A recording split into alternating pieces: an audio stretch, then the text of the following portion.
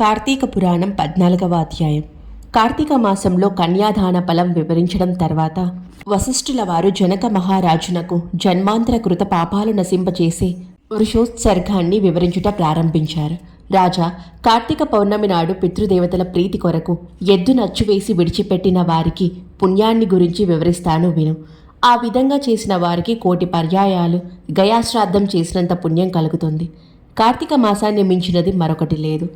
పితృదేవతలు పుణ్యలోకాల్లో ఉన్నప్పటికీ మన కులంలో పుట్టిన ఎవ్వడైనా కార్తీక మాసమందు పౌర్ణమి నాడు నీలవర్ణము గల ఎద్దును అచ్చువేసి విడిచిపెట్టినట్లయితే దానివల్ల మనం తృప్తి పొందుతాం అని పితృదేవతలు సదా కోరుకుంటూ ఉంటారు. కార్తీక మాసంలో ధనవంతులు కానీ బీదవాడు కానీ పిసినారితనం వల్ల వృషోత్సర్గం చేయకపోయినట్లయితే వాడు యామాజ్య వలన తమస్సని నరకాన్ని పొందుతాడు. ఏటేటా పిండదానం వల్లను గయాశ్రాద్ధం వల్లను ప్రత్యాపిక శాస్త్రం వల్లను పుణ్యస్థలాలకు యాత్రలు చేయటం వల్లను అమావాస్యాదులలో తర్పణాలు విడిచిపెట్టడం వల్ల మహాలయ శ్రాద్ధం వలను ఎంత పుణ్యం కలుగుతుందో అంతకంటే ఎక్కువగా కార్తీక పౌర్ణమి నాడు చేసిన వృషోత్సర్గం వలన కలుగుతుంది. అటువంటి వృషోత్సర్గం కంటే మించిన పుణ్యకర్మ లేదు.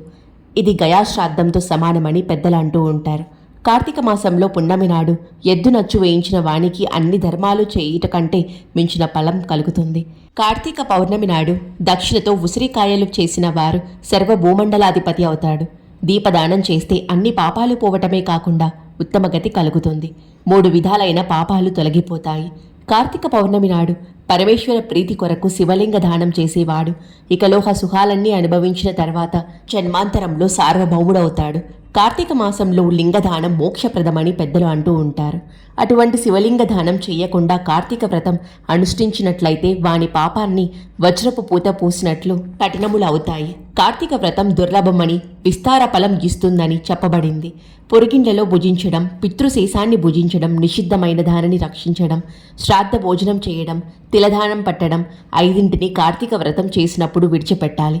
అంతేకాకుండా పంక్తి భోజనం, శూద్రాన్నాన్ని, పూజారి ఇంట్లోని అన్నాన్ని, నివేదన చేయని అన్నాన్ని, ఉపనయనాది సంస్కారాలు లేని వాళ్ళ అన్నాన్ని, విధవ వండిన అన్నాన్ని కార్తీక మాసంలో వదిలిపెట్టాలి. కార్తీక మాసంలో అమావాస్య పూర్ణిమల యందు ప్రత్యాప్తిక శ్రాద్ధంలో ఆదివారం నాడు సూర్యచంద్ర గ్రహణ కాలాలలోనూ రాత్రి భోజనం చేయకూడదు.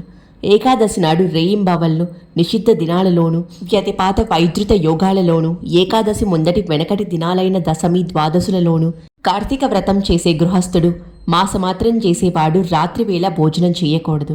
భోజనం నిషేధం కల దినాలలో ఛాయావక్తం మహర్షుల చేత విధింపబడి ఉండటం వలన సూర్యాస్తమయానికి ముందే భోజనం చేయాలి. దానివల్ల వ్రతం కలుగుతుంది. కాబట్టి వక్తమును అనగా రాత్రి భోజనం చేయకూడదు. రాజా, అన్ని పుణ్యాలన్నీ ఇచ్చే కార్తీక వ్రతం చేసేటప్పుడు నిషిద్ధ దినాలలో భోజనం చేసినా కలిగే పాపం అంతా ఇంతా కాదు. అందువలన వీటన్నిటినీ గమనించి యత్నంలో కార్తీక వ్రతం చేయాలి. కార్తీక మాసంలో నూనెతో తలంటు పోసుకోవటం, పగటి నిద్ర, కంచుపల్లంలో భోజనం, నిర్బంధపూర్వక నిద్ర, ఇంటిలో స్నానం చేయటం, రాత్రి భోజనం చేయటం, వేదనింద, శాస్త్రనింద వదిలిపెట్టాలి.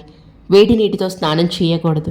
దేహ పటుత్వం ఉండి కూడా వేడి నీటితో స్నానం చేసినా కళ్ళుతో స్నానం చేసినట్లవుతుంది. కార్తీక మాసంలో సూర్యుడు తులారాశిలో ఉండగా నది స్నానం చేయాలి. అది ఉత్తమ మార్గం. అవకాశం లేనప్పుడు చెరువులు, కాలువలు, కోనేర్లు పుణ్యనదులుగా భావించి స్నానం చేయాలి.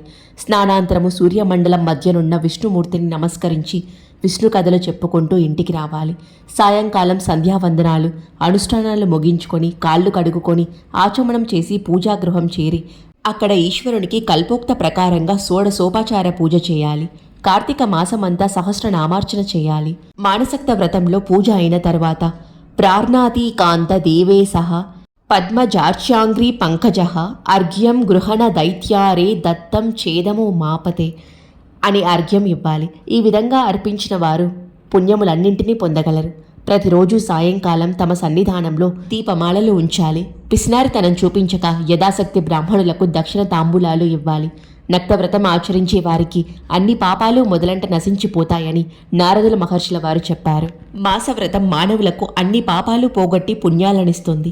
కార్తీక చతుర్దశి నాడు పితృదేవతలను ఉద్దేశించి భక్తితో బ్రాహ్మణునికి ఒక్కరికైనా భోజనం పెట్టిన వారి పితరులంతా తృప్తి పడతారు. తిలతర్పణం చేస్తే పితృదేవతలంతా తనివి చెందుతారు. చతుర్దశి నాడు ఫలదానం చేస్తే సంతాన నష్టం కలుగుతుంది. కార్తీక చతుర్దశి నాడు ఉపవాసం ఉండి శివారాధన చేసిన వారు శంకర తుల్యులవుతారు. పరమ పవిత్రం అయిన ఈ అధ్యాయం విన్నవారికి పాపాలన్నీ నిస్సంశయంగా నశిస్తాయి. కార్తీక వ్రతం చేయని వారికి 100 నీచ జన్మల తర్వాత 200 నక్క జన్మలు, 300 పంది జన్మలు, 400 కుక్క జన్మలు, 500 పిల్లి జన్మలు, 600 ఎలుక జన్మలు కలుగుతాయి. ప్రారాబ్ధ పుణ్యఫలాన్ని చెబుతాను విను. కార్తీక వ్రతం చేసేవారికి 15 జన్మల ముందే ఆ పుణ్య ప్రభావం వలన తన నిమిత్తం వత్తులను చేర్చుకొనును. మరుజన్మలో జ్వాలావర్తుల సంయోగం కలుగుతుంది.